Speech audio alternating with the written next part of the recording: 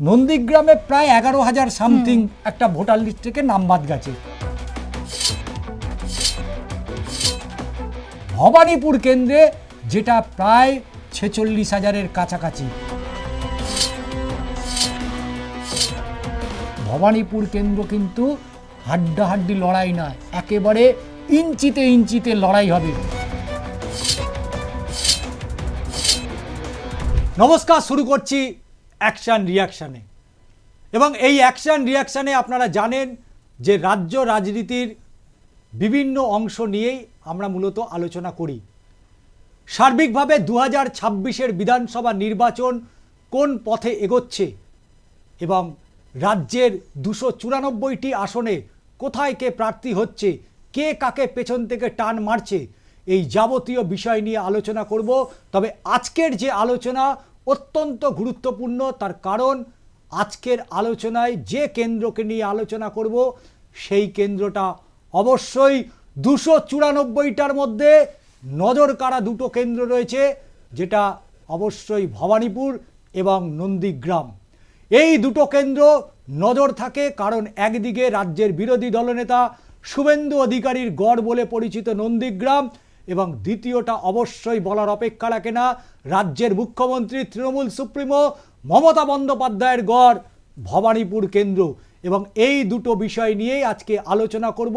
সেই আলোচনা অংশ নিচ্ছেন আমার সহকর্মী সাংবাদিক সায়ন্তিকা বন্দ্যোপাধ্যায়। অবশ্যই সায়ন্তিকার কাছে যাব, প্রথমেই তার কাছে আমার প্রশ্ন থাকবে। সায়ন্তিকা, 294টি আসনের মধ্যে দুটো নজর কাড়া কেন্দ্র রয়েছে, বিশেষ করে নন্দীগ্রাম এবং ভবানীপুর কেন্দ্র। এই ভবানীপুর কেন্দ্র, যে ভবানীপুর কেন্দ্র নিয়ে ইতিমধ্যেই জোর চর্চা শুরু হয়ে গিয়েছে, এবং যেটা শোনা যাচ্ছে বিজেপির অন্দরে, যেটা শোনা যাচ্ছে যে এই ভবানীপুর কেন্দ্রে রাজ্যের মুখ্যমন্ত্রী তৃণমূল সুপ্রিমো মমতা বন্দ্যোপাধ্যায়কে কাউন্টার করতে প্রাক্তন কলকাতা হাইকোর্টের বিচারপতি, তমলুকের সাংসদ অভিজিৎ গঙ্গোপাধ্যায়, তিনি নাকি ভবানীপুর কেন্দ্রে নির্বাচনে প্রতিদ্বন্দ্বিতা করছেন। তা স্বাভাবিকভাবেই তোমার কাছে আমার প্রশ্ন, এই ভবানীপুর কেন্দ্রে যদি অভিজিৎ গঙ্গোপাধ্যায় দাঁড়ান, তাতে কি চাপ বাড়বে রাজ্যের মুখ্যমন্ত্রী?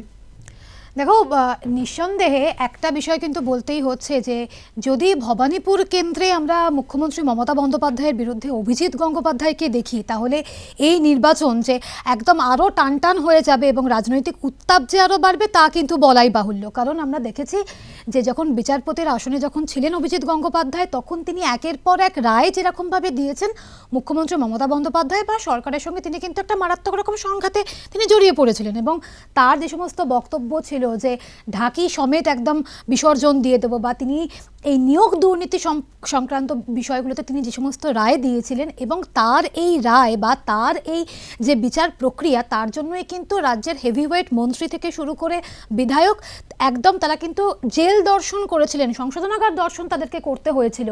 এবং রাজ্যের এত এত চাকরি প্রার্থীরা তারা কিন্তু একটা সময় পর্যন্ত অভিজিৎ গঙ্গোপাধ্যায়ের দিকেই তাকিয়েছিলেন। এবং তিনি যখন বিজেপিতে গেলেন, স্বাভাবিকভাবে বিরোধীরা তখন কিন্তু বলতে শুরু করেছিল যে বিচারপতির আসনে বসে তিনি কিন্তু বিজেপির হয়ে তিনি কাজ করেছেন। কিন্তু তারপরেও যে বিষয়টা অভিজিৎ গঙ্গোপাধ্যায় সম্পর্কে বলতেই হচ্ছে, তার যে স্বচ্ছ ভাবমূর্তি। কারণ রাজনীতি মানেই আমরা জানি, বেশিরভাগ ক্ষেত্রে, সবার ক্ষেত্রে নয় অবশ্যই, যে নেতা মন্ত্রীদের কিন্তু একটা ব্যাকগ্রাউন্ড, সেই ব্যাকগ্রাউন্ডে কিন্তু একটা দুর্নীতির ছাপ লেগে থাকে। কিন্তু অভিজিৎ গঙ্গোপাধ্যায়ের ক্ষেত্রে এরকম কোনো বিষয় কিন্তু দেখা যায়নি। তাই সেই জায়গায় দাঁড়িয়ে যদি মুখ্যমন্ত্রী মমতা বন্দ্যোপাধ্যায় তার বিরুদ্ধে অভিজিৎ গঙ্গোপাধ্যায়কে দাঁড় করানো হয়, সেক্ষেত্রে কিন্তু একটা হেভিওয়েট লড়াই যে হবে তার কিন্তু খুব একটা একদম সন্দেহের জায়গা নেই। কিন্তু আবার এটাও বলতে হচ্ছে, যেহেতু ভবানীপুর কেন্দ্র কলকাতার যে কোনো নির্বাচনের ক্ষেত্রেই ভবানীপুর কেন্দ্রের দিকে কিন্তু একটা নজর সব সময় থাকে। কারণ নন্দীগ্রাম যদি শুভেন্দু অধিকারীর গড় হয়, আমরা জানি ভবানীপুর হচ্ছে মুখ্যমন্ত্রী মমতা বন্দ্যোপাধ্যায়ের গড়, এবং সেই গড়ে তিনি অর্থাৎ মুখ্যমন্ত্রী মমতা বন্দ্যোপাধ্যায় বা তৃণমূল যে একটা এক্সট্রা বেনিফিট পাবে তা বলাই বাহুল্য। তাই খুব যে একটা মুখ্যমন্ত্রী মমতা বন্দ্যোপাধ্যায়, কারণ তিনি যে বাজেট ইতিমধ্যেই ঘোষণা করে দিয়েছেন এবং তার যে উন্নয়নের যে প্রক্রিয়া বা উন্নয়নের যে পাঁচালী, যদি একটুখানি গত 5 বছরের দিকে নজর রাখা যায়, সেক্ষেত্রে কিন্তু তার খুব একটা চিন্তা হওয়ার কথা নয়, কিন্তু এর সাথে আরও একাধিক বিষয় থাকছে যেটাও কিন্তু এই ভোটের ক্ষেত্রে যদি মুখ্যমন্ত্রী মমতা বন্দ্যোপাধ্যায় এবং অভিজিৎ গঙ্গোপাধ্যায়ের টক্কর হয় সেক্ষেত্রেও কিন্তু মাথায় রাখতে হবে। এবং এই জায়গায় তোমার কাছে একটা জিনিস আমি একটু জানতে চাইবো ষষ্ঠীদা, আমরা জানি যে ইতিমধ্যেই ভবানীপুর কেন্দ্র থেকে প্রচুর যে ভোটার এসআইআর প্রক্রিয়ায় বাদ চলে গিয়েছে, এবং এই যে ভোটার এত সংখ্যক বাদ গেল সেটা কি কোথাও গিয়ে একটা সমস্যা তৈরি করবে, এবং এই যে ভোটার বাদ চলে যাওয়া কাকে বেনিফিট দেবে বা কাকে অসুবিধায় ফেলবে, কি মনে হচ্ছে? দেখো, একটা সমীকরণ তো অবশ্যই ইতিমধ্যেই তৈরি হচ্ছে। তার কারণ দেখো, ইতিমধ্যেই কেন্দ্রীয় নির্বাচন কমিশনকে সুপ্রিম কোর্ট একাধিক নির্দেশ দিয়েছে, কিন্তু সেই নির্দেশটা কিন্তু প্রথম পর্যায়ে নয়, দ্বিতীয় পর্বে। অর্থাৎ প্রথম পর্বে এই যে মৃত ভোটার বা স্থানান্তরিত ভোটার, এইটা কিন্তু অলরেডি ম্যাপিং হয়ে গেছে এবং প্রতিটা বিধানসভা ধরে ধরে এই ম্যাপিংটা হয়েছে, যেখানে ভবানীপুর এবং নন্দীগ্রাম এই দুটো জায়গায় কিন্তু বেশ অনেকটাই দূরত্ব আছে। কারণ নন্দীগ্রামে প্রায় 11,000 সামথিং একটা ভোটার লিস্ট থেকে নাম বাদ গেছে, কিন্তু ভবানীপুর কেন্দ্রে যেটা প্রায় 46,000-এর কাছাকাছি। যদি আমরা 2021 এবং 2024 এই দুটো নির্বাচনের দিকে তাকাই, অর্থাৎ একদিকে বিধানসভা এবং পরবর্তীতে লোকসভা নির্বাচন, এই দুটো নির্বাচনে এই 46,000 যাদের নামগুলো মূলত বাদ গিয়েছে তারা কোনো না কোনো রাজনৈতিক দলকে ভোট দিয়েছে। সেটা সিপিএম কংগ্রেসের জোটকে হতে পারে, বিজেপিকে হতে পারে, অথবা তৃণমূল কংগ্রেসকে। তাই স্বাভাবিকভাবেই এই 46-এর আশা এবার ছেড়ে দিতে হচ্ছে। তাহলে 46-এর আশা যদি আমি ছেড়ে দিই, মমতা বন্দ্যোপাধ্যায় 2021-এর এই বিধানসভা যে নির্বাচন হয়েছে সেই নির্বাচনে সেখান থেকে কত ভোটে লিড করেছে সেটা একটা যেমন বিষয়, এবং 2024-এর যে লোকসভা নির্বাচনটা হলো সেই নির্বাচনে দক্ষিণ কলকাতা থেকে মালা রায় এই ভবানীপুর কেন্দ্র থেকে কত ভোটে লিড করেছে, এই দুটো লিড অফ মার্জিন যদি আমরা তুল্যমূল্য বিচার করি তাহলে কিন্তু একথা বলার অপেক্ষা রাখছে না সায়ন্তিকা, ভবানীপুর কেন্দ্র কিন্তু হাড্ডাহাড্ডি লড়াই না, একেবারে ইঞ্চিতে ইঞ্চিতে লড়াই হবে। কারণ যদি ইঞ্চিতে ইঞ্চিতে লড়াই না হয় তাহলে অবশ্যই একথা তো বলতেই হয়, যেহেতু আলোচনা হচ্ছে যে রাজ্যের বিভিন্ন প্রান্তে অভিষেক বন্দ্যোপাধ্যায় থেকে রাজ্যের মুখ্যমন্ত্রী মমতা বন্দ্যোপাধ্যায় তিনি সভা করেছেন, সমাবেশ করছেন, কিন্তু নজর রয়েছে ভবানীপুর কেন্দ্রেই। এবং ভবানীপুর কেন্দ্রের নজর আছে এই কারণেই বলার অপেক্ষা রাখছে না, কারণ তৃণমূল সুপ্রিম অলরেডি দুবার বৈঠক করে ফেলেছে। এক হচ্ছে BLO 2 এবং বুথ লেভেল অফিসার। এই বুথ লেভেল যারা, মাফ করবেন, বুথ লেভেল যারা কর্মী রয়েছেন তাদের সাথে কিন্তু আলোচনা বৈঠক করে নিয়েছেন। অর্থাৎ কোথায় গ্যাপ রয়েছে, এই যে 46,000-এর মার্জিনটা তাদের কিভাবে মেকআপ দিতে পারে। এখন প্রশ্ন উঠছে যে কথাটা তুমি শুরুতেই বলছিলে যে অভিজিৎ গঙ্গোপাধ্যায়ের যে স্বচ্ছ ভাবমূর্তি, এখনো পর্যন্ত একথা বলার অপেক্ষা রাখে না যে মমতা বন্দ্যোপাধ্যায়ের বিরুদ্ধে সেই রকম কোনো অভিযোগ এখনো প্রমাণিত হয়নি। হয়তো বিরোধীরা অনেক অভিযোগ করেন, কিন্তু আরও যে একটা প্রশ্ন উঠে আসছে এই আলোচনার, সেটা হচ্ছে এবারের নির্বাচনটা কিন্তু অন্যান্য নির্বাচনের থেকে সম্পূর্ণ আলাদা। এবং এই যে সম্পূর্ণ আলাদা, এই যে চতুর্মুখী যে লড়াই হবে, কারণ আমরা 2011 সালের পর থেকে যতগুলো নির্বাচন দেখেছি, পুরসভা, পঞ্চায়েত, বিধানসভা, লোকসভা, কংগ্রেসের সাথে কিন্তু সিপিএম এর একটা জোট ছিল।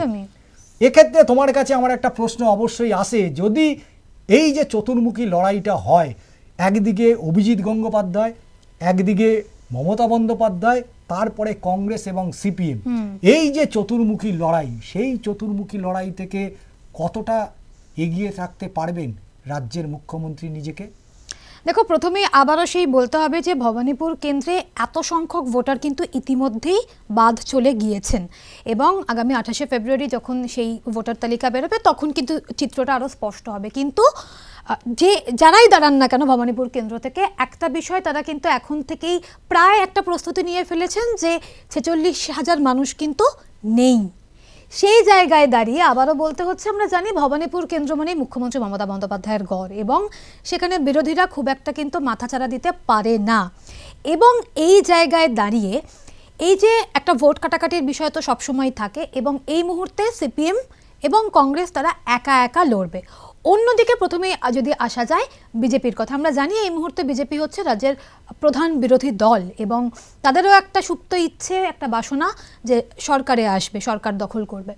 সেই জায়গায় দাঁড়িয়ে অবশ্যই যদি 46,000 এই ভোটার বা 46,000 মানুষ যদি ভবানীপুর কেন্দ্র থেকে বাদ চলেও যান, তাহলেও কি মনে হয় না যে মুখ্যমন্ত্রী মমতা বন্দ্যোপাধ্যায়ের খুব একটা চাপ থাকবে বা তৃণমূলের খুব একটা চাপ থাকবে? কারণ একদিকে মুখ্যমন্ত্রী মমতা বন্দ্যোপাধ্যায়ের গড়, অন্যদিকে মালা রায়, তার ওপর সাধারণ মানুষ, ভবানীপুর কেন্দ্রে যারা সাধারণ মানুষ রয়েছেন, দক্ষিণ কলকাতা যারা মানুষ রয়েছেন, তারা ভরসা করেন।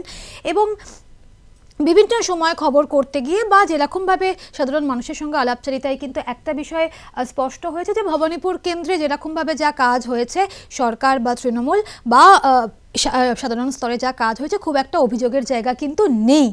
কিন্তু এই জায়গায় দাঁড়িয়ে একটা বিষয় বলতে হচ্ছে, যদি অভিজিৎ গঙ্গোপাধ্যায় তিনি বিজেপি থেকে এই সিটে দাঁড়ান, তাহলে কিছুটা ভোট যেটা মুখ্যমন্ত্রী মমতা বন্দ্যোপাধ্যায় বা তৃণমূল এতদিন ধরে এই ভবানীপুর কেন্দ্রে পেয়ে এসছেন, সেখান থেকে কিছুটা ভোট কিন্তু বিজেপির কাছে যেতে পারে, একটা সম্ভাবনা রয়েছে। কারণ আবারও ওই স্বচ্ছ ভাবমূর্তি।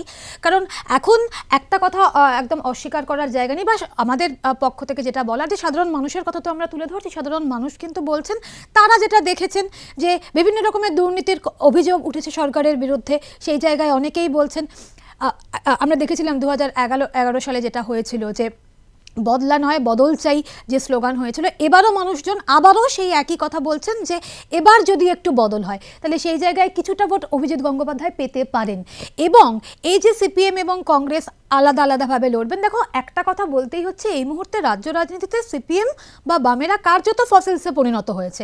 একের পর এক নির্বাচন হচ্ছে এবং বামেরা শূন্য থেকে শূন্যতর এবং একদম বিলীন হয়ে যাওয়ার পথে।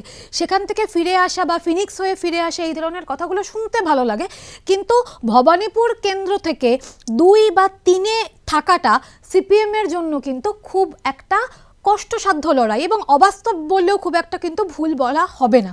অন্যদিকে কংগ্রেস, তারাও কিন্তু নতুন করে নিজেদের যে গড়, সেই গড় কলকাতার ক্ষেত্রে অন্তত তৈরি করার চেষ্টা করছে।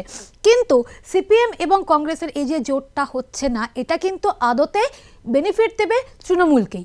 কারণ যারা কংগ্রেস করতেন বা কংগ্রেস কর্মী সমর্থক ছিলেন, তারা এখন মনে করছেন বা অনেকেই মনে করছেন। এখানে তোমাকে একটু থামিয়ে একটা কথাই বলবো, কারণ যেটা তুমি ব্যাখ্যা দিচ্ছ, এই জায়গাটা একটা জিনিস উঠে আসছে, সেটা হচ্ছে ভবানীপুর কেন্দ্রটা মূলত তো অবাঙালি ভোটারের সংখ্যাটা বেশি। তো সেখানে যেহেতু আমরা বিগত নির্বাচনগুলোতে আমরা যেটা দেখেছি, যে নির্বাচনগুলোতে অবাঙালি ভোটটা কিন্তু মূলত বিজেপির দিকে যায়। তা সেই জায়গায় দাঁড়িয়ে একদিকে বিজেপির তার নিজস্ব ভোট তো আর রয়েছে, কিন্তু অভিজিৎ গাঙ্গুলি তারাও কিন্তু নিজস্ব একটা পকেট ভোট করে যাওয়া, হয়তো হতে পারে তিনি হয়তো বিজেপিতে গেছেন এবং রাজনৈতিক একটা প্ল্যাটফর্ম চেয়েছেন এই লার্জার মানুষের কাজের জন্যই। সেক্ষেত্রে অভিজিৎ গাঙ্গুলি পার্সোনালিও যদি কিছু ভোট কেটে নিতে পারে, সেক্ষেত্রে কিন্তু তাহলে অভিজিৎ গাঙ্গুলি কি লড়াইটা টক্কর দেবে? তাহলে মানে লড়াইটা তাহলে তৃণমূল বা তৃণমূল এই কংগ্রেস বা সিপিএম এর সঙ্গে তৃণমূল বিজেপির নয়, লড়াইটা কি তাহলে তৃণমূল এবং বিজেপির সাথেই হবে? কি মনে হচ্ছে? একদমই তাই, লড়াইটা কিন্তু তৃণমূল বিজেপির সঙ্গেই হবে। কারণ 3 এবং 4 কংগ্রেস বা সিপিএম থাকবে, এটা কিন্তু ভবানীপুর, অন্ততপক্ষে ভবানীপুর কেন্দ্রের ক্ষেত্রে একদম স্পষ্ট। কিন্তু 1 আর 2 এর লড়াই, কারণ আগেই বললাম, যেই দাঁড়ান না কেন এই চতুর্মুখী লড়াইতে তারা একটা মেন্টাল প্রিপারেশন নিয়ে নামছেন। 46,000 মানুষ কিন্তু বাদ চলে গিয়েছেন। এবং সেই জায়গায় দাঁড়িয়ে অভিজিৎ গঙ্গোপাধ্যায়ের, তিনি যতই বিজেপিতে যান না কেন, বিজেপিতে যাওয়ার ফলে মানুষের তার কাছে যে একটা জায়গা ছিল, সেই জায়গাটা কিছুটা হলেও যতই আঘাত লাগুক না কেন, তারপরেও এই যে তুমি যেটা বললে অবাঙালি ভোট প্রত্যেকটা কেন্দ্রে এই মুহূর্তে এই নির্বাচনের ক্ষেত্রে কিন্তু একটা ফ্যাক্টর হয়ে থাকছেই। এবং যেহেতু অবাঙালি ভোট সেটা একটা বিজেপির দিকে যায়, আবার অবাঙালি ভোট তৃণমূলের কাছেও আসে, সেটাও অস্বীকার করার জায়গা নেই। কিন্তু যেহেতু অভিজিৎ গঙ্গোপাধ্যায়, তার নিজস্ব একটা ভাবমূর্তি রয়েছে এবং তিনি কিন্তু এই 46,000 মানুষ বাদ দিয়ে মূল যত সংখ্যক ভোটার রয়েছেন, যত সংখ্যক মানুষ বিজেপি সমর্থক রয়েছেন, তার থেকে কিছুটা ভোট কিন্তু অভিজিৎ গঙ্গোপাধ্যায় তার নিজের ক্যারিশমার জোরে বা তার নিজের পরিচিতির জেরে কিন্তু তিনি নিজের পকেটবন্দি করতে পারেন। সেই জায়গায় দাঁড়িয়ে মুখ্যমন্ত্রী মমতা বন্দ্যোপাধ্যায় বা তৃণমূলের কিছুটা হলেও কিন্তু চাপ যে থাকছে, এটা কিন্তু অস্বীকার করার কোনো জায়গা থাকছে না।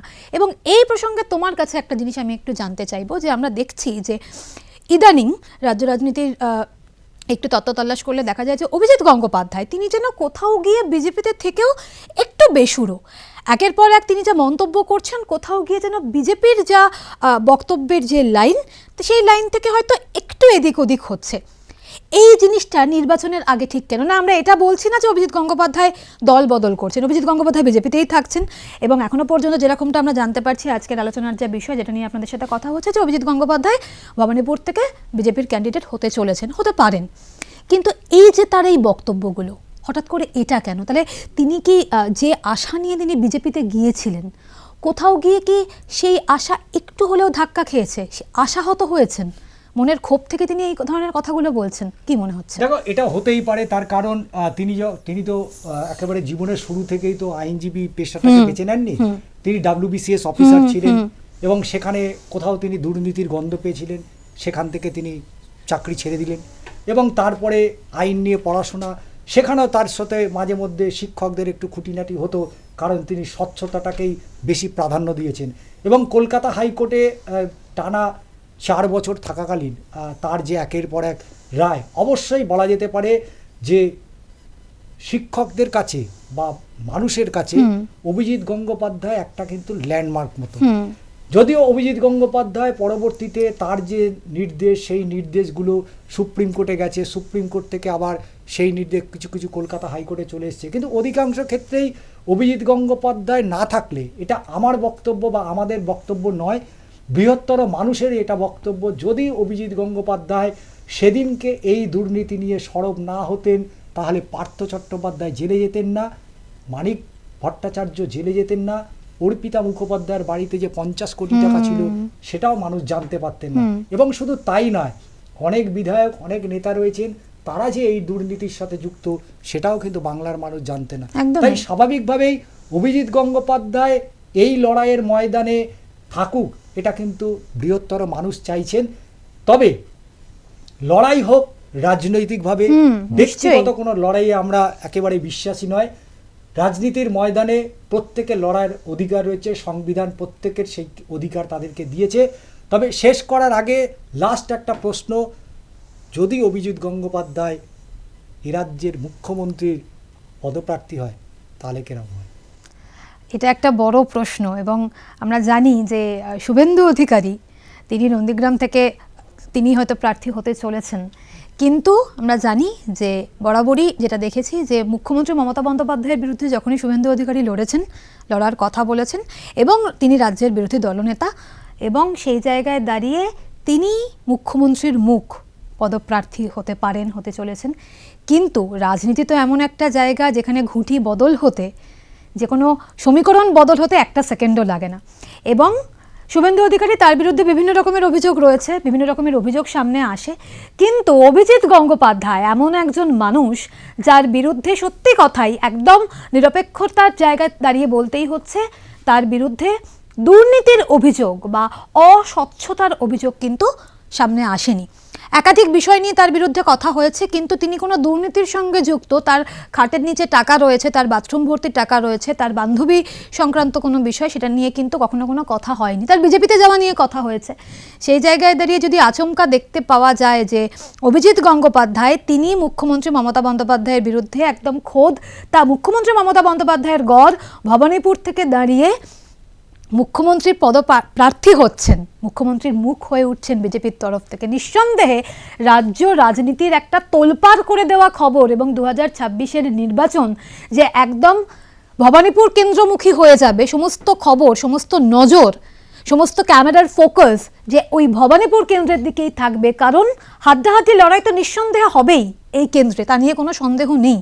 কিন্তু যদি মুখ্যমন্ত্রী বনাম হবু মুখ্যমন্ত্রীর একটা লড়াই ভবানীপুর কেন্দ্র থেকে খোদ কলকাতার বুক থেকে হয়, তাহলে নিঃসন্দেহে একটা আলোড়ন ফেলে দেওয়া যে একটা বিষয় হবে তা তো একদম বলাই বাহুল্য। অবশ্যই আমি ধন্যবাদ দেবো আমার সহকর্মী, আমার সাংবাদিক বন্ধু সায়ন্তিকাকে, যে বিষয়টাকে উত্থাপন করেছে। অবশ্যই নজরকাড়া কেন্দ্র তো ভবানীপুর বটেই, তবে ভাবী মুখ্যমন্ত্রী এবং মুখ্যমন্ত্রীর যদি লড়াই হয় তাহলে সব নজর, সব ফোকাস থাকবে ভবানীপুরের দিকে। আমাদের তো নজর থাকবেই, তবে সেই নজরে আর কি ধরা পড়বে আমরা অবশ্যই পরবর্তীতে ভিডিওতে আমরা তুলে ধরবো। আজ এখানেই শেষ করছি অ্যাকশান রিয়াকশান। আগামী ভিডিওতে অবশ্যই এরম কোনো নতুন কোনো ভিডিও আপনাদের সামনে উপস্থাপনা করব, এবং অবশ্যই যেতে যেতে বলে যাই আপনাদের মূল্যবান বক্তব্য এবং আপনাদের কমেন্টসটা আমাদের কাছে অত্যন্ত গুরুত্বপূর্ণ। এবং পরিশেষে বলি, সাবস্ক্রাইব করতে ভুলবেন না। আজ এখানেই শেষ করছি, পরবর্তীতে আবারও দেখা হচ্ছে।